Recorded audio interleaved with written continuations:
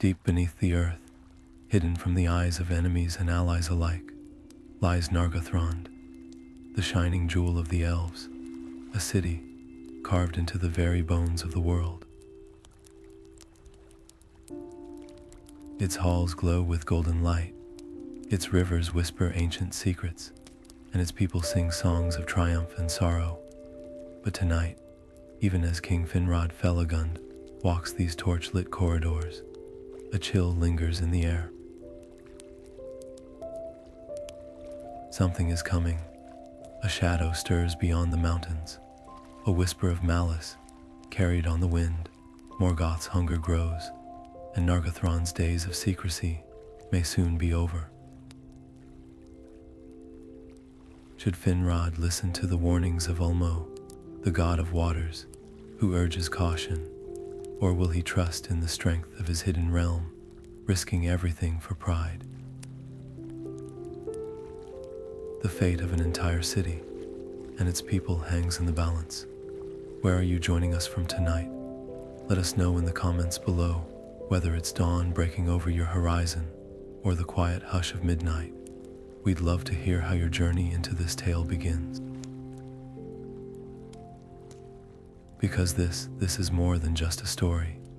It's a moment of choice, a turning point in the heart of Middle-earth's darkest age. And by the end, you'll understand why the fall of Nargothrond echoes through history like a bell tolling in the deep.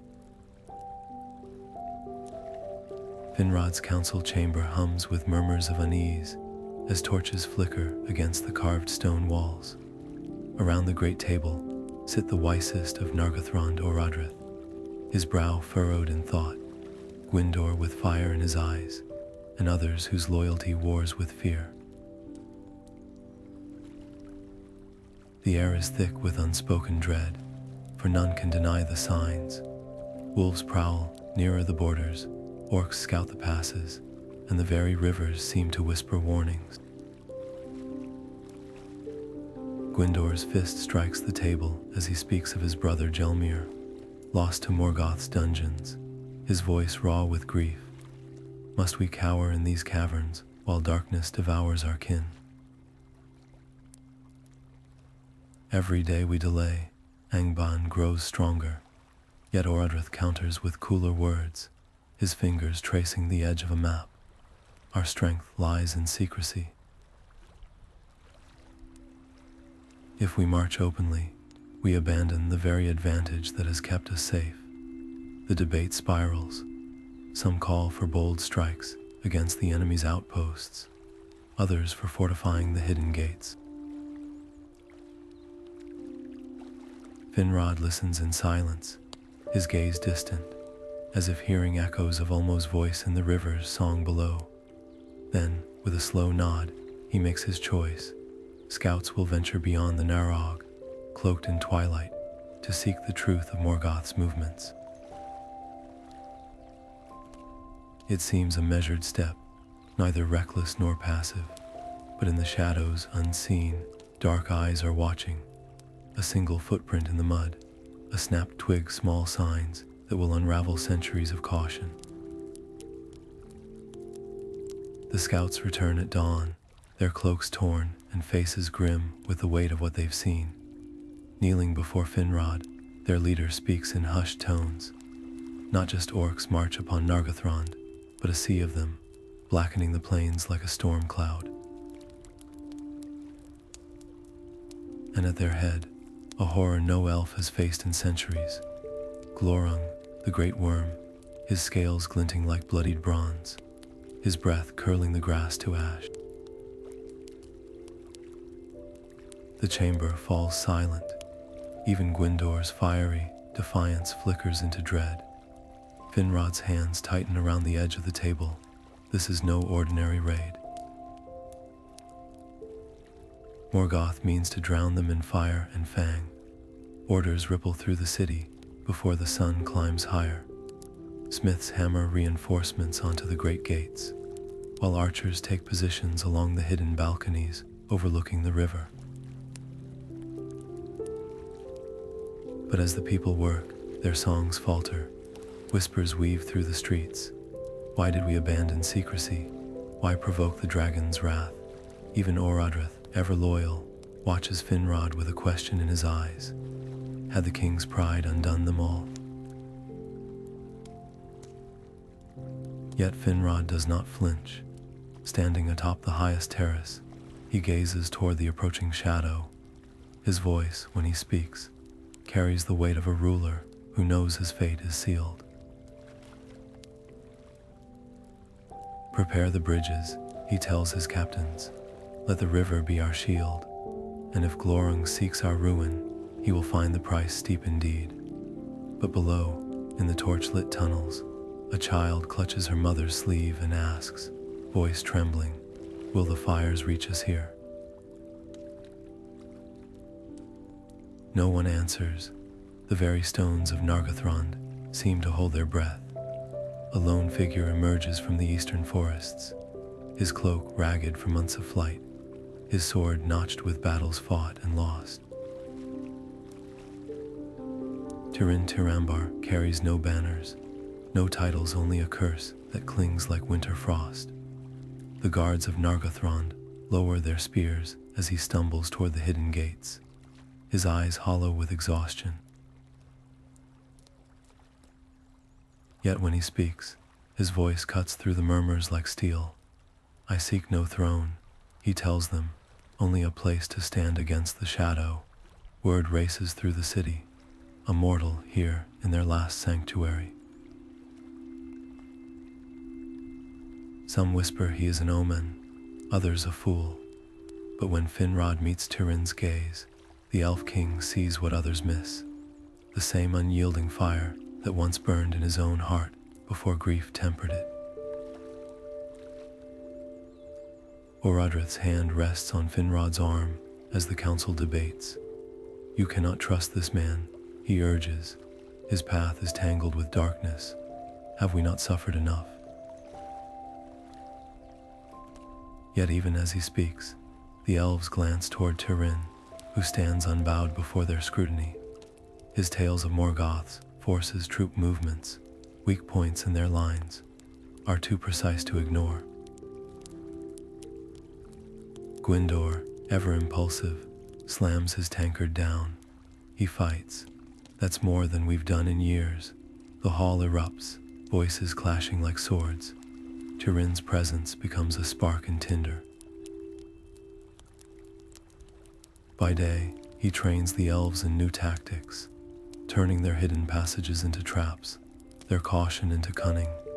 By night, the city's poets weave his name into their songs, half in admiration, half in dread. But when Tirin strides the battlements, staring north toward the smoke-dark horizon, his silence is heavier than any warning. He knows what comes, and when he urges Finrod to raise the great bridge of Nargothrond, to meet the enemy sword to sword rather than cower beneath stone, even the king's resolve wavers. You would have us abandon our strength? Finrod asks. Tirin's answer is quiet, final. I would have you survive. The elves do not see the glint in Glorung's eye as the dragon's scouts slither back to him with news. They do not hear his rasping laughter as he learns of the mortal who thinks to outwit a worm older than kingdoms. All they feel is the tremor in the earth, the distant thunder of armored feet. And Tirin, gripping his sword in the torchlight, wonders if he has brought these people salvation or ruin. Dawn breaks over Nargothrond with no sun, only smoke. Glorung's armies blacken the horizon, their iron-shod feet cracking the earth like dry bones. From the high towers, elven watchers clutch their bows as the first embers drift on the wind, setting the grasslands ablaze. The river Narog, once their hidden moat, now reflects only fire. Finrod's fingers dig into the balcony rail as the truth settles upon him. Secrecy is ashes. His order rings through the city, bar the gates, arm every citizen, Let the bridges bear the weight of their last stand. But below, in the torch-choked streets, voices rise in chaos. Tirin strides through the fray, his sword already drawn. We cannot let them besiege us, he shouts above the clamor. A dragon's breath will melt these stone walls like wax. We must meet them in the open, split their forces before they reach the gates. His words ignite a fever in the younger warriors, who rally to his side with gleaming eyes. Yet Orodreth blocks their path, his silver robes stained with soot. And abandon the defenses that have kept us safe for centuries. Madness. Behind these walls, we at least have the high ground. The captains hesitate, torn between the boldness of men and the caution of elves. The debate is cut short by a roar that shakes the very foundations of Nargothrond. Glorung rears above the tree line, his golden eyes slicing through the smoke. The first volley of elven arrows arcs toward him, only to bounce harmlessly from his scaled belly. His laughter rolls like thunder as he turns his gaze upon the great bridge, the city's last tether to the world beyond. Finrod's breath catches. That bridge was his pride, his defiance. Now it is a death sentence. Too late, he understands. Morgoth's forces did not come to conquer. They came to funnel. Panic ripples through the ranks as orcs swarm the bridge's far end, their jagged pikes driving the elves back step by step. The clever traps Tirin designed lie unused. The enemy expected them. From the rear, Gwyndor's voice rises above the din, hoarse with realization. They're hurting us. The city's hidden exits, once their salvation, now yawn like open graves as Glorung's winged scouts circle overhead. Every escape route is cut. Every plan unravels. In the heart of the storm, Finrod meets Tirin's eyes across the battlefield. No words pass between them, but the message is clear. The king's choice to embrace the mortal's counsel, or reject it, will echo through whatever moments remain. As the dragon's molten breath paints the sky crimson, the elves of Nargothrond grip their weapons, not with hope, but with the grim certainty of those who see the end coming. The stones beneath their feet tremble not from Glorung's tread, but from the cracking of foundations deeper than stone. The fall begins not with fire, but with the splintering of 1,000 years of wisdom.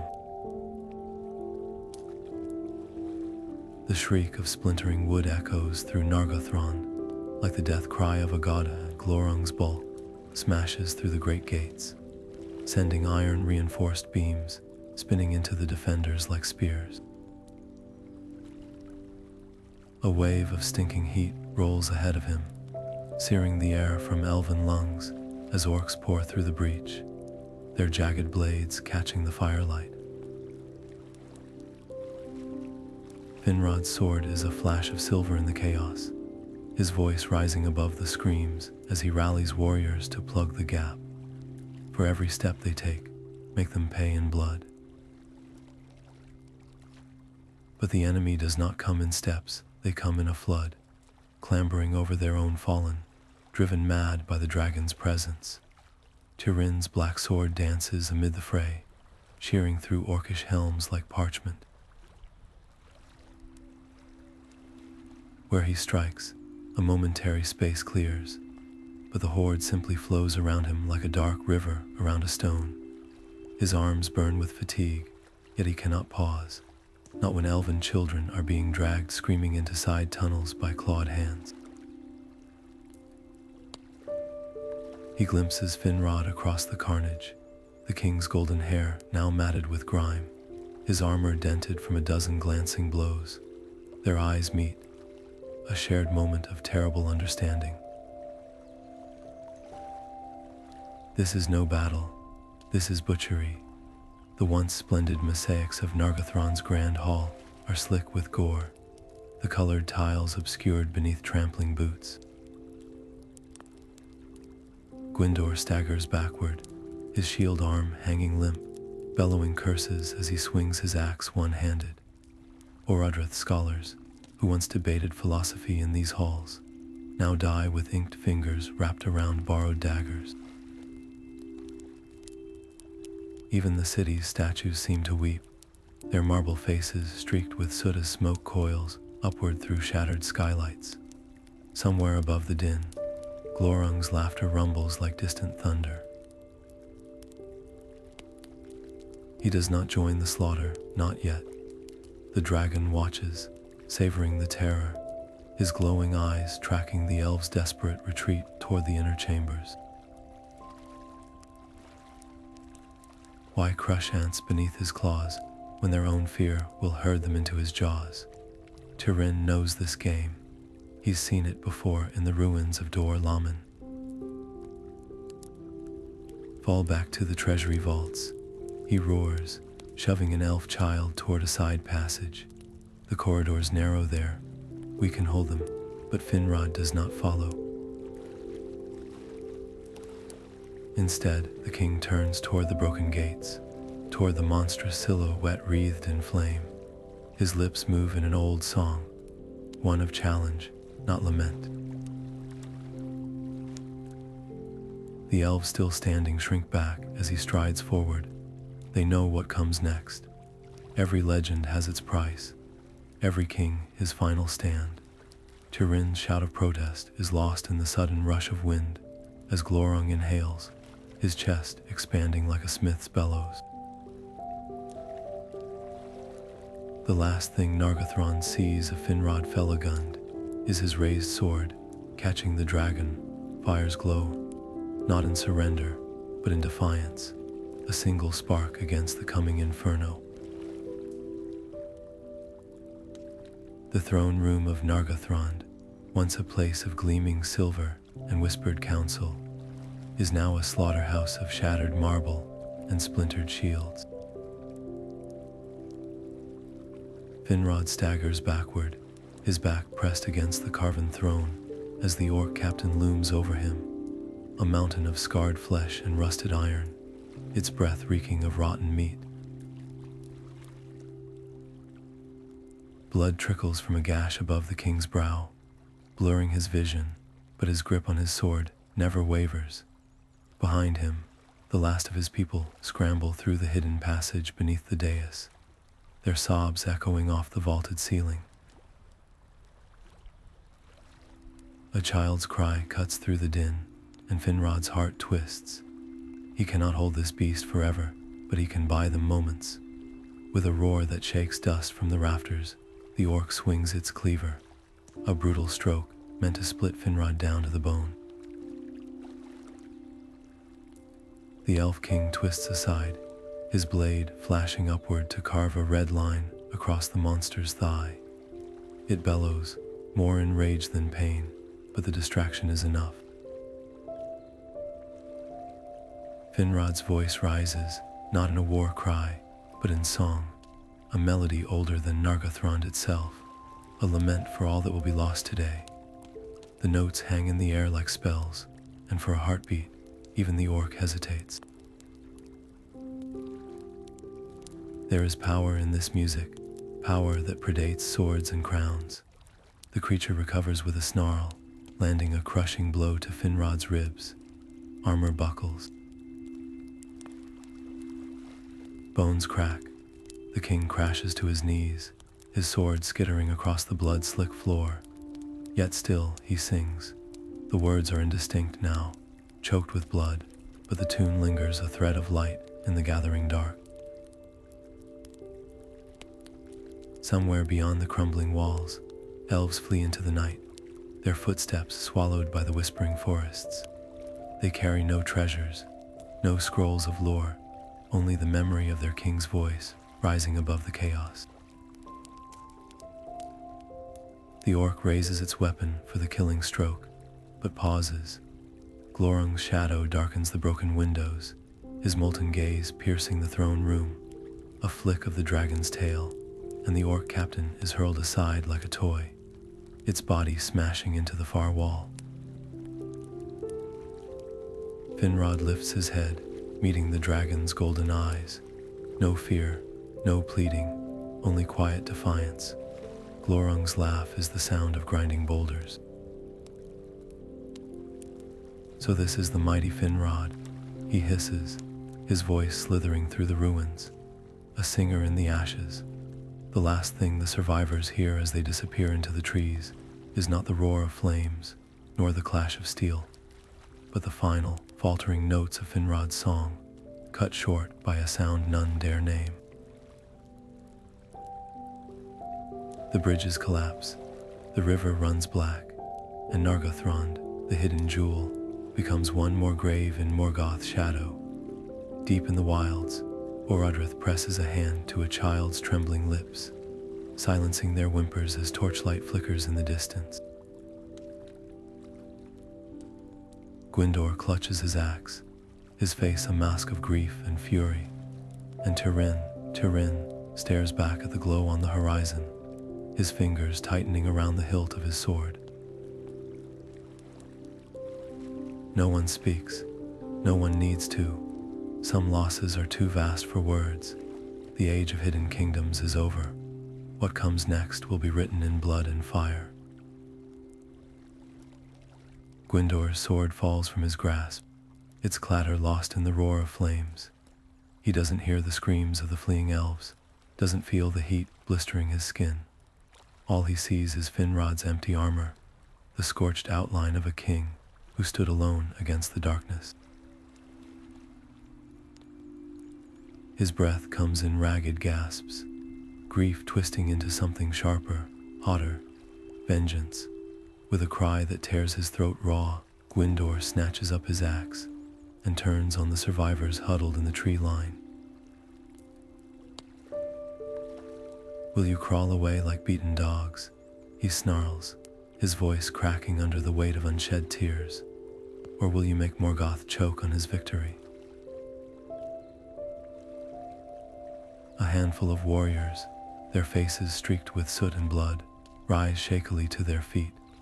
Among them, Tirin stands silent, his knuckles white around his sword hilt.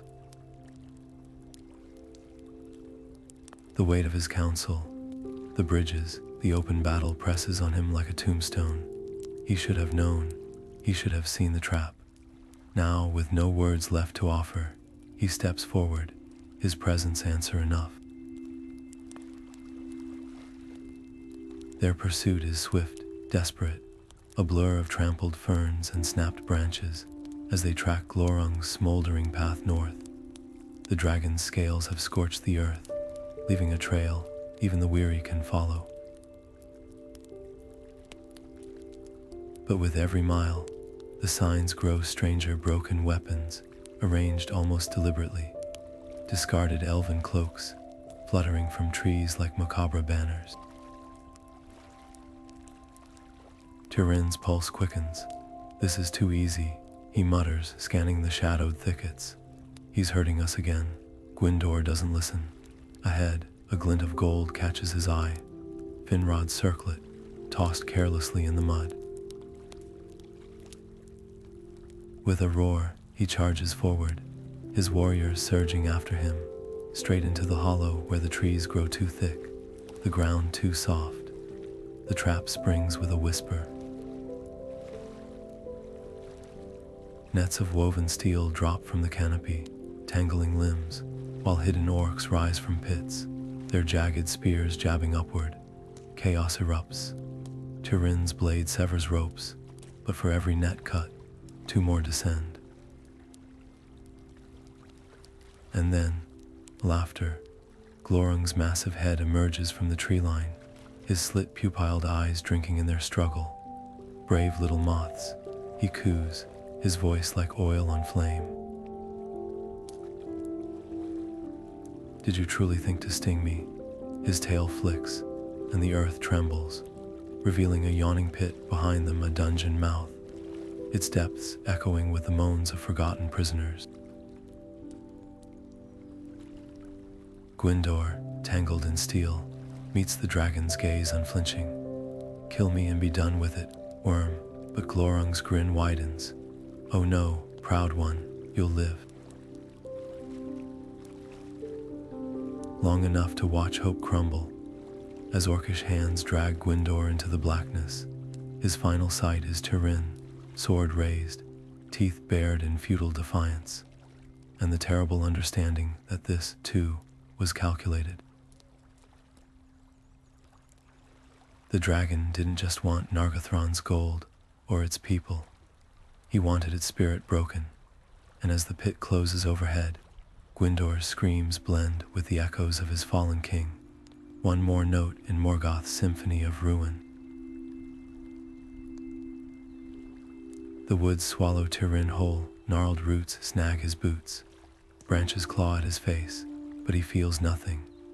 Not the cold, not the hunger gnawing at his ribs, not even the slow seep of blood from wounds he can't remember earning. Only the weight of the sword at his side, heavy with the ghosts of those who trusted him. Nargothrond's last torches still flicker behind his eyelids every time he blinks. He should have died there. He was supposed to. Moonlight filters through the leaves as he stumbles into a clearing, his breath ragged. The silence is worse than the battle cries. No clash of steel, no screams, just the mocking chirp of crickets.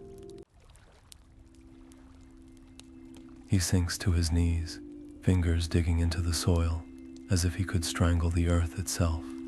Coward, he rashes to the night. The word tastes like bile. He fled while Finrod sang his last song, while Gwyndor vanished into darkness. His plans, his proud strategies, they were kindling for Glorung's fire. A twig snaps. Tirin's hand flies to his sword hilt before his weary eyes focus on the silhouette before him. Not an orc, not a dragon, but an old man in a tattered cloak, leaning on a staff gnarled as his own knuckles. Lost son of Hurin, the stranger murmurs, and the name sends a jolt through Tirin's spine. No one should know him here, no one alive. The old man's smile doesn't reach his eyes. The worm remembers you. He watches even now.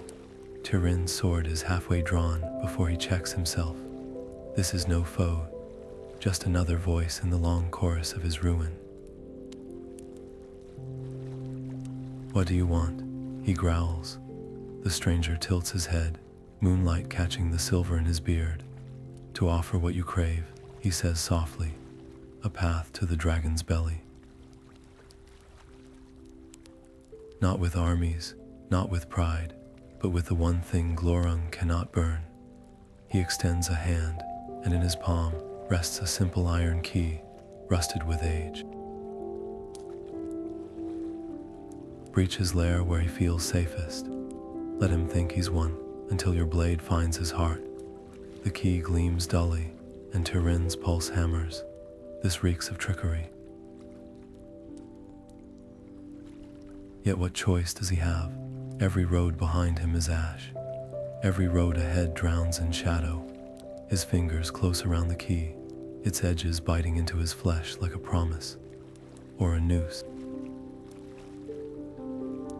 The old man vanishes between one breath and the next, leaving only a whisper on the wind. Remember, dragons love to play with their food. Dawn finds Tirin standing at the mouth of a forgotten tunnel, its entrance choked with briars. Somewhere beyond, the earth slopes downward into Angban's stinking veins. His sword thirsts. His soul is already damned. He steps into the dark, the key burning against his chest, and wonders which will kill him first, the dragon's fire, or the curse that's trailed him since birth. The trees sigh behind him, sealing his choice. There is no turning back. The once gleaming robes of Orodreth are now tattered rags, barely distinguishable from the mud-stained cloaks of his people as they pick their way through the tangled undergrowth. Every rustle of leaves sends hands flying to dagger hilts. Was that a squirrel or an orc scout? The remnants of Nargothrond's court move like ghosts, their hollowed cheeks catching moonlight as they pause to listen for pursuit. A child whimpers, and a mother hushes her with trembling fingers. No one speaks of the empty spaces in their ranks, the faces that vanished into the night when no one was watching. Orodreth's knees ache from kneeling too long over maps scratched into the dirt, tracing routes to Doriath that grow more impossible by the day. The forests themselves seem to conspire against them. Rivers swell overnight, cutting off paths, while game grows scarce as if the very earth recoils from their footsteps. His advisors, those few who remain, argue in hushed circles. We should turn east to Himring, one insists. The sons of Fanir owe us shelter. Another spits at the mention of those names. They'd as soon slit our throats for the Silmaril, their kin lost. The debate spins in endless circles, but Orodreth's gaze stays fixed westward. Thingol's realm may be a fool's hope, but it's the only one they have left. Hunger sharpens tempers. A stolen loaf of whey bread sparks a brawl between two warriors, their blows weak but frantic. Orodreth steps between them, his voice hoarse from disuse. We starve together or not at all. The words taste like ash. He remembers the grand feasts of Nargothrond, tables groaning with wine and song, and wonders if they were ever real or just some dream the darkness has since devoured. That night, he slips his own portion into the hands of a widowed weaver, cradling her coughing daughter. The weight of his crown has never been heavier. Whispers slither through the camp like poison. Finrod died for nothing, mutters a bowire, sharpening a broken arrowhead, and his brother leads us to the same end. Orodreth pretends not to hear, but the words burrow under his skin. He wasn't meant to rule. That was always Finrod's burden, his brilliance. All Orodreth has are doubts, and a dwindling thread of resolve. When scouts report fresh wolf tracks near the river, he doesn't miss the way eyes flick toward him, waiting for another mistake, another misstep that will doom them all. Dawn breaks gray and drizzling, the kind of rain that soaks through cloaks and souls alike. A shout rings out. A young guard has found something in the brush. The elves gather, their breaths shallow, as Orodreth pulls aside the ferns to reveal a shallow grave. The body is too mangled to recognize, but the scrap of fabric, still clinging to the bones, is undeniably elven. No orc did this. The knife work is too precise. Someone among them is culling the weak. Orodreth's hands shake as he covers the remains. No accusation passes his lips. What good would it do? They are all monsters now, shaped by loss and the dragon's lingering shadow. The next morning, 3 more are gone, not slain, just vanished, their bedrolls left cold. No one remarks on it. They simply shoulder their meager packs and stumble onward, footsteps falling heavier than before. The trees begin to thin, the air smelling faintly of wood smoke and something else, salt. Orodreth climbs a mossy rise, and there, through the haze, he glimpses it. The distant shimmer of the river Sirion, the first thread in the tapestry leading to Doriath. A ragged cheer rises behind him, but the sound is hollow. They've reached the edge of the map. Beyond lies only the unknown, and whatever fragile hope remains when kingdoms crumble to dust. Glorung coils his massive body over the broken spires of Nargothrond, his scales glinting like tarnished coins in the fading light. The city's once gleaming halls are now little more than jagged teeth jutting from the earth, their golden mosaics crushed beneath his weight. With a slow, satisfied exhale, the dragon's breath curls through the ruins like a poisonous mist, blackening the last remnants of elven tapestries that still cling to the shattered walls. His laughter rumbles deep, a sound that sends rats scuttling and carrion birds flapping into the smoke-choked sky. Look how your pride rots, he hisses to the empty air, as if the ghosts of Nargothrond still linger to hear his taunts. Your king's song ended in cinders, your bridges are kindling, and your people, scattered like leaves before my fire. A handful of survivors creep back under cover of twilight, drawn by grief or foolish hope. Perhaps a lost heirloom glinting in the debris, a whisper of a loved one's voice in the wind. They never leave. Some are swallowed by the shadows before they cross the river, their muffled screams silenced by orcish claws. Others make it farther, only to freeze when they meet the dragon's gaze from across the ruined plaza, his golden eyes cutting through the gloom like lanterns. Glorung doesn't always kill them outright. Sometimes he whispers. Sometimes he offers truths that fester worse than any wound. Your son still breathes in Angban's pits, he'll murmur to a sobbing mother.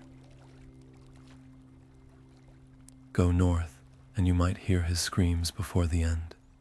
Those who obey become his unwitting heralds, carrying despair into the wilds like a plague. The dragon's dominion isn't just over stone and bone, it's over memory itself. The songs of Nargothrond, once sung in every elven hall from Doriath to the sea, now falter on trembling lips. Bards lower their harps when someone requests the ballad of Finrod, as if the melody might summon the dragon's attention. Even the river Narog, which once sparkled with reflected starlight, runs sluggish and dark, its waters thickened with ash. Glorung basks in this erosion, his tail flicking idly as another pillar collapses under his weight. He hasn't merely conquered a city, he's unraveled a legacy. Yet in the deepest tunnels where even the dragon's shadow hasn't reached, a single, defiant note lingers. A scrap of parchment, tucked beneath a fallen statue, bears the last line Finrod ever wrote. Not all lights are extinguished.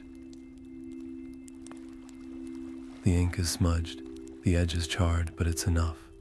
Somewhere beyond the ruins, a child who once hid in Nargothrond's library grows taller. A smith who forged its gates hammers steel in a distant forge. And though Glorung's triumph seems absolute, the whispers persist. Like roots cracking stone, they wait. Birds fall silent in the boughs of Doriath's golden woods, their songs choked by a creeping chill even spring cannot dispel. Melian the Maya stands at the edge of her girdle, the unseen barrier that has shielded this realm for ages, her fingers brushing the air as if testing the strength of a fraying thread.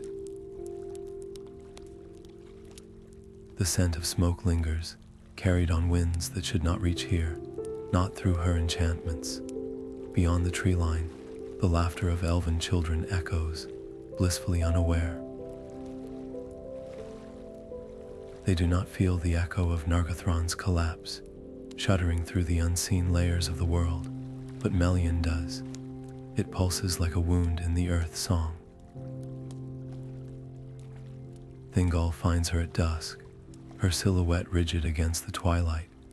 You fret over phantoms, he murmurs, his hand resting on the jewel at his throat. The Silmaril, its light undimmed by distant sorrows. No shadow dares breach your magic. His voice is warm with certainty, but Melian does not turn to meet his gaze. Pride was Finrod's downfall too, she says softly. The words hang between them, sharp as a blade's edge. Thingol's smile fades. To suggest he shares anything with fallen kings is near blasphemy in these halls. Yet the proof gnaws at the edges of his realm. Hunters return with tales of wolves too bold, their yellow eyes gleaming with a cunning no natural beast possesses. The river Arrows runs murky where it should be clear, its waters whispering secrets in a tongue even the lore masters cannot decipher. When Melian walks the palace corridors at night, her footsteps no longer gleam with the silver light of yesteryears. The threads of her power stretch thin, strained by something darker weaving its own web beyond the trees. She gathers her handmaidens before the first snows, elves who once danced in circles of starlight, their voices weaving spells of protection. Now their songs falter mid-verse, their hands trembling as they pluck harp strings that snap without warning. The shadow does not sleep, Melian tells them, her voice like wind through barren branches. It learns, but when they carry these warnings to the court, the nobles dismiss them with goblets raised high. Let Morgoth gnaw at the borders, they scoff. Doriath is eternal. In the heart of Menegroth, Thingol's throne room blazes with torchlight, its pillars carved with scenes of past glories. He listens to petitions from sun-kissed lands, debates trade with dwarven envoys, and plans a new feast to rival the splendor of old. All the while, Melian watches from the shadows, her eyes tracing the cracks. No one else sees the way the Silmarils glow casts longer shadows than before, how the tapestries ripple as if stirred by a breath, not their own. When she reaches for the threads of her magic to mend the fraying edges of the girdle, her hands come away stained with something dark and resinous, like tree sap mixed with ash. The last to heed her is Lúthien, her daughter, who finds her kneeling in the moss at daybreak. It's seeping in, Melian whispers, pressing her palm to the earth. Lúthien's fingers weave through her mother's hair, once radiant as moonlit spider silk, now dull as tarnished silver. Then we sing louder, Lúthien offers, but even her legendary voice cannot dispel the truth thickening the air. Doriath's doom will not come with fire and clamor like Nargothrond's. It will slip in silently, a poison in the wine, a thorn in the bed of roses, and by the time they taste it, the song will already be over. Tirin's footsteps echo through the barren hills of the Erd Luin, where the wind howls like the ghosts of those he's failed. His cloak, once fine elven weave, is now little more than tattered rags, flapping against the jagged rocks like a banner of despair. The dwarven stronghold of Nogrod looms ahead, its iron gates sealed tight against outsiders. But Tirin no longer cares for welcome or warning. He hammers his fist against the metal until his knuckles split, his voice raw from days without water.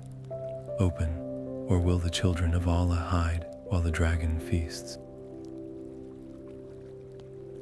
The gate creaks open just wide enough for a pair of wary eyes to assess him. The dwarf's beard is streaked with soot, his fingers stained from the forge.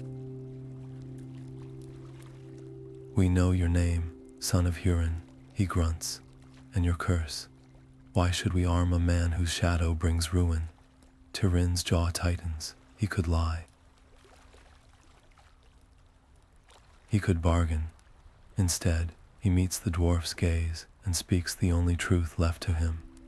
Because Glorung laughs at your anvils, because he calls your steel brittle as twigs. A low murmur ripples through the tunnels behind the gate. No craftsman, least of all a dwarf, tolerates such an insult. They lead him deep into the mountain's belly, where furnaces roar like caged beasts, and the air smells of molten ore. The dwarven smiths watch in silence as Tirin unfastens his sword, the same blade that failed Nargothrond, and lays it on the anvil. "Make it bite deeper," he demands. The eldest smith, a gnarled master with hands like stone, runs a thumb along the notched edge. "Steel alone won't pierce a dragon's hide," he mutters. But there are older arts. His apprentices exchange glances as he rummages through an iron-bound chest, withdrawing an ingot blacker than midnight. Star iron, fell metal from the heavens, it drinks light and life. Days blur into nights as the forge fires burn without rest. Tirin does not sleep. He watches the smiths fold the dark metal into his blade, their hammers ringing with a rhythm that sounds like a dirge. The dwarves whisper of the cost. "Star iron craves blood," they say.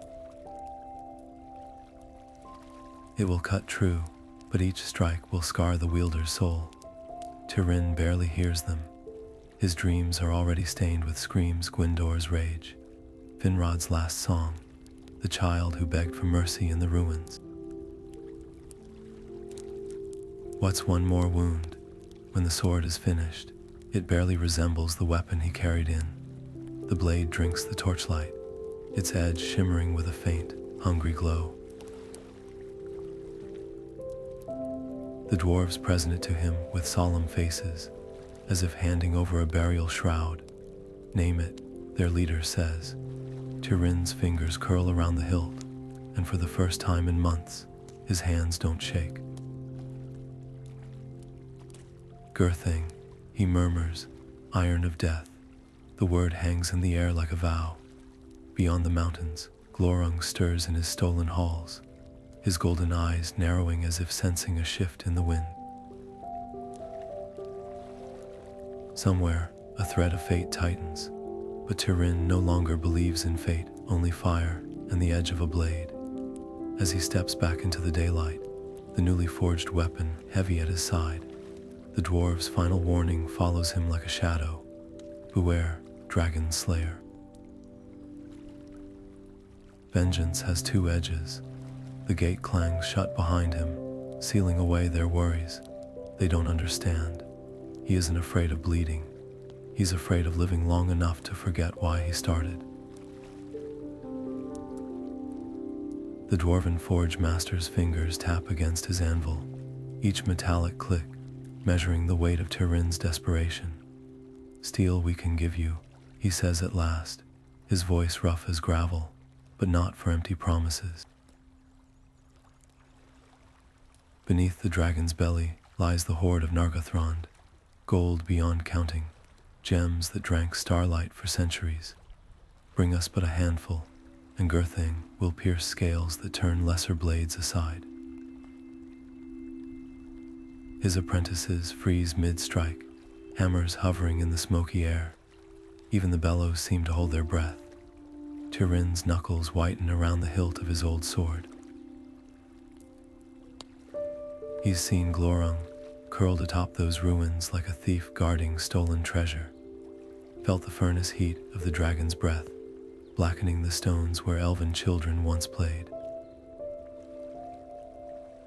To creep beneath that monstrous bulk would be suicide, or worse, the kind of slow death reserved for fools who think they can outwit fate.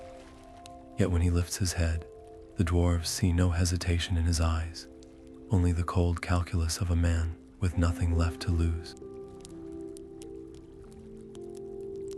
"Done," he says, and the word tastes like blood on his tongue. The bargain seals with a handshake that leaves his palm stained with forge soot, an Inkai smear no amount of scrubbing will remove. As the dwarves return to their work, their songs take on a darker rhythm, a clanging tune of greed and grim expectation. They know the odds, so does Tirin.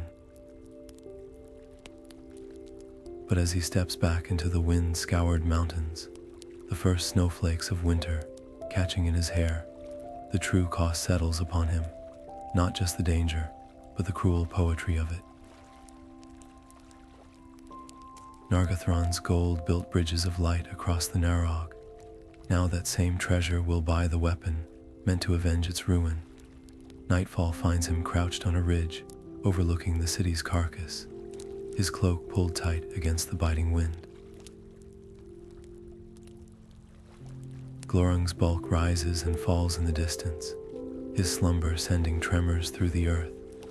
The few jewels still visible amidst the rubble gleam like mocking eyes, so close, yet separated by an expanse of open ground where even a shadow would be spotted. Tirin's fingers trace the outline of a child's toy half buried in the mud, its painted wings snapped clean off. Some debts can't be repaid with gold alone. By dawn, he's moving, not toward the ruins but away, south, where the river narrows to a treacherous ford. If he can't steal through the dragon's guard, perhaps he can trick it. The plan takes shape with each step, a distraction, a rumor fed to the right ears, a trail of breadcrumbs leading Glorung's minions astray. It's madness. It just might work, and as his boots churn the ashen soil where Finrod's banners once fluttered, a ghost of a smile touches Tirin's lips for the first time since Nargothrond fell. Let the dwarves think they've bargained for treasure.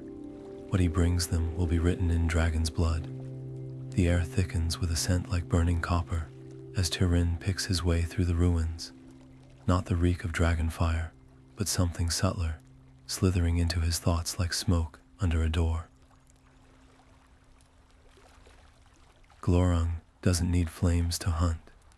His greatest weapon coils in the spaces between words, in the way shadows stretch just a little too long at dusk. The first whisper comes as Tirin crouches beside a shattered statue, its elven face worn smooth by time. How quickly they forget you. The voice isn't the dragon's. It's Gwyndor's, raw with betrayal. Tirin spins, sword raised, but the ruins are empty. Only the wind whistles through broken pillars, carrying echoes that sound like mocking laughter. By the third night, the illusions sharpen. A campfire flickers ahead, silhouettes of elves huddled close Orodreth survivors, their faces gaunt with hunger.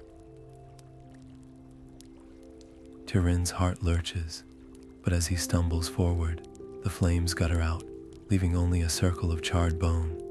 Glorung's voice purrs from the darkness. They left this marker to warn others of your curse. Even now, they blame you for Finrod's fall. The lie lodges in Tirin's ribs like a splinter. He knows it's false. Doesn't he? Memory blurs. Had Orodreth truly gripped his arm that last night, hissing, "This was your doing," before vanishing into the trees? The lines between then and now, truth and venom, fray like rotten rope. Paranoia becomes his unwelcome shadow.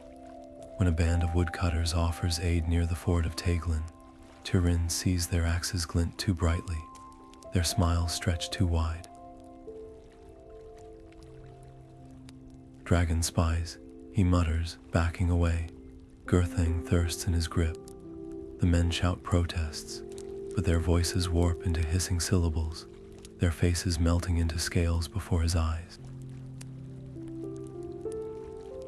By the time he flees, the clearing smells of blood, real or imagined, he can't say. Glorung's laughter follows, a rumble beneath the earth. Clever little mortal.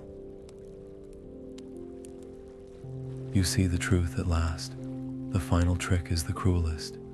Deep in the pines, Tirin spots a familiar cloak fluttering. His sister Lalaith, dead since childhood, her hair still bright as spring wheat. She beckons, her lips forming words drowned by the wind. For a heartbeat, Hope cracks his resolve. Then the dragon's whisper coils around him. She lived because you weren't there to bring death. What else will you ruin by clinging to ghosts? The vision dissolves like mist, leaving Tirin on his knees, clawing at roots as if they could anchor him to sanity.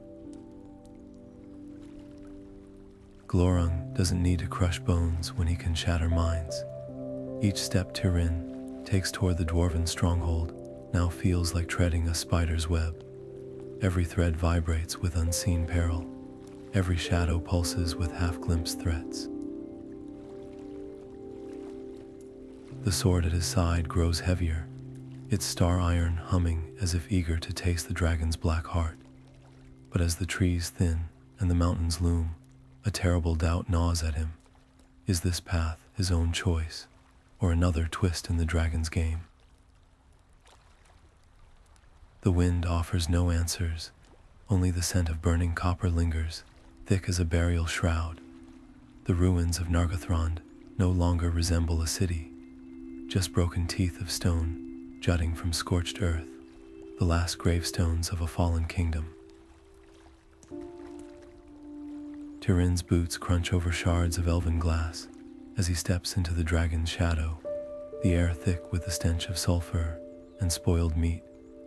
Glorung lounges atop a collapsed tower, his belly scales glinting like oil-slicked armor, but it's his voice that strikes first. Little man of many names, the dragon croons, each syllable dripping with mockery. Son of Hurin, slayer of Beleg, abandoner of Nargothrond. Tirin's grip tightens on Gurthang, the star iron blade humming in his hand, but words slither past his defenses like poison. Tell me, does your sister know you live, or does she still weep at your empty grave? The ground tilts beneath Tirin's feet. No one knows of Lalaith, no one living. Glorung's laughter slithers through the ruins as images flicker, unbidden in Tirin's mind. His sister's small hands clutching a wooden toy, her laughter ringing through the pines before the sickness took her. The vision twists now she's older, her face gaunt with grief, kneeling beside a headstone carved with his name. You let her mourn a ghost, the dragon murmurs. While you played at heroism, she withered.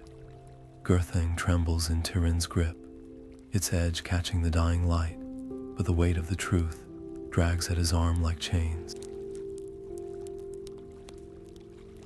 Glorung shifts, his bulk grinding stone to dust as he uncoils, golden eyes pinning Tirin where he stands. And what of Finduilla's? The name hits like a spear to the gut. The elf maid's face flashes before him, her hopeful smile as she pressed a cloak into his hands, her screams as orcs dragged her into the dark. The dragon's tongue flicks out, savoring the pain. She begged for you with her last breath, but you were too busy bleeding in the woods to hear. Something snaps inside Tirin. The lies, the half-truths, the venomous seeds Glorung plants, they crumble before one certainty. This beast dies today. With a roar that shreds his throat, he charges, dodging the gout of flame meant to reduce him to cinders. The dragon's tail whips toward him, but Tirin rolls beneath it, Gurthang flashing upward. The star iron bites deep into Glorung's unprotected belly, parting scales like rotten fruit. The dragon's shriek splits the sky, his thrashing toppling pillars and sending boulders crashing into the river below. Black blood pours from the wound, sizzling where it strikes the earth. Glorung's massive head swings down, his breath hot and reeking as he hisses his final curse. You win nothing, child of sorrow. My blood is your doom. The light fades from those golden eyes, but the words cling like tar. Tirin staggers back, the sword slipping from his fingers as the dragon's corpse collapses in a cloud of dust. The silence that follows is worse than the battle. No birds sing, no wind stirs the ash, just the slow drip of venomous blood eating into the stones, and the whisper of a curse settling into the cracks of the world. Gurthang lies gleaming in the wreckage, its dark blade now stained with something no water will cleanse. Tirin doesn't reach for it, not yet. Some victories taste too much of loss. A gust of wind rattles the dead branches above Tirin's head as he staggers through the barren hills, the weight of Gurthang dragging at his side like an anchor. The dragon's blood has dried black on the blade, but the words Glorung spat with his dying breath still crawl beneath Tirin's skin, festering. Every step feels heavier than the last, as if the earth itself resists him. He doesn't notice the first raindrops, cold and sharp as knives, or the way the distant thunder sounds like the groan of a dying beast. All he hears are the screams Finduilla's, Gwyndor, the child in Nargothrond's ruins, all looping in his skull, louder than the storm. Then comes the voice, not Glorung's taunts, not the whispers of ghosts, but a living voice calling his name from the edge of the trees. Brandir the lame, his face pale with urgency, clutches a crude crutch as he hobbles forward. Tirin, you must turn back your sister, Niner, she's, the words twist in the air like smoke, but their meaning strikes like a hammer. Niner, alive. The sister he thought lost years ago. For a heartbeat, hope flares in his chest, brighter than any forge fire. But Brandir's next words douse it. She fled into the wilds, mad with grief, after hearing of your deeds. Deeds, the word curdles in Tirin's gut. What deeds? The slaughter at the ford, the bodies left in his wake. His hands shake as Brandir unravels the truth. Niner, his own flesh and blood, had wandered into these very woods not knowing him, not remembering her own name, until Glorung's death broke the spell. And what did she find? A brother drenched in blood, a killer draped in curses. The pieces clicked together with terrible clarity. That figure he glimpsed days ago, fleeing through the trees, the one he took for another phantom, was her. And now she's gone, lost to the river or the wolves, because he never looked back. The rain falls harder, washing the grime from Gurthang's blade, but nothing can cleanse the horror rising in Tirin's throat. He stumbles to the edge of the Teglin's raging waters, the sword's hilt slick in his grip. Brandir's shouts fade behind him, drowned by the roar of the current. All his battles, all his rage, every desperate swing of his sword, what had any of it won? Not glory, not peace, only a trail of graves, each dug by his own hand. Even his victory over Glorung reeks of ashes. The dragon's last curse wasn't a lie, it was a mirror, showing him the ruin he's carved across Middle-earth. Gurthang gleams dully in the storm, light as Tirin raises it, the star iron humming as if hungry for one last taste. The weight of the blade feels right final. No more running, no more lies. The river's voice rises to a scream, or perhaps that's his own, as the sword finds its mark. The last thing Tirin sees isn't the sky or the trees, but a flicker of movement downstream, a cloak vanishing into the mist. Too late, always too late. When the water's still, the sword remains, driven deep into the bank like a grave marker. No songs will be sung here. No bards will weave tales of this ending. Only the wind mourns, stirring the leaves in a language no one living understands. Somewhere beyond the circles of the world, Morgoth smiles. The fall of Nargothrond is complete. The ruins of Nargothrond lie like bones picked clean by vultures, their once gleaming halls reduced to jagged silhouettes against the sunset. No banners flutter in the wind. No songs echo through the empty courtyards. Even the river Narog, which once cradled the city in its shimmering embrace, now flows dark and sluggish, as if mourning what it could not protect. The few elves who escaped the dragon's wrath carry more than just scars. They bear the weight of a kingdom's pride, its secrets, and its fall. Their whispers weave through the forests of Doriath and the high halls of Gondolin, a chilling refrain. Beware the shadow that walks on two legs. For Morgoth's victory wasn't just in fire and claw, but in the fractures he left behind, trust broken, wisdom doubted, and hearts turned to stone. Yet if you listen closely to the oldest lore masters, the ones who remember the light before the stars, they'll tell you a curious thing. Even the darkest tales have cracks where hope slips through. Far to the east, beyond the shadowed peaks of Erd Luin, a single silver star burns brighter than it did last winter. The elves call it Gil Estel, the star of high hope, and though none dare say it aloud, they feel its pull like a thread tied around their souls. Perhaps it's just a trick of the eye, a desperate heart, seeing what it longs for. Or perhaps, as Melian once murmured to Thingol in the depths of Minigroth, some lights are too stubborn to be snuffed out. The bards will sing of Nargothrond for centuries, their voices trembling when they reach the verse where Finrod's song fades into silence. Children will shudder at the name Glorung, and warriors will spit at the mention of Morgoth.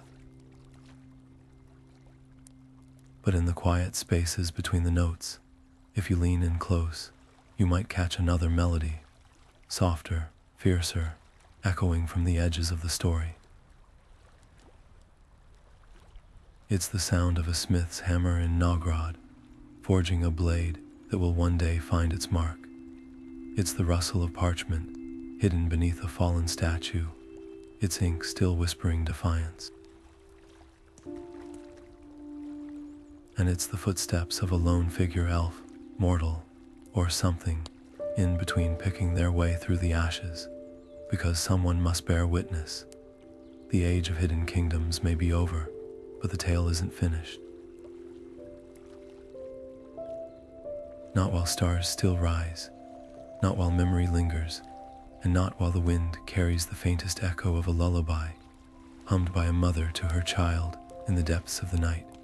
Sleep now, little one. The dragon is dead, the dawn will come. The words are a promise, or a prayer, or maybe just a habit of the heart, stubborn as roots cracking stone. But in Middle Earth, where darkness often has the last word, sometimes that's enough.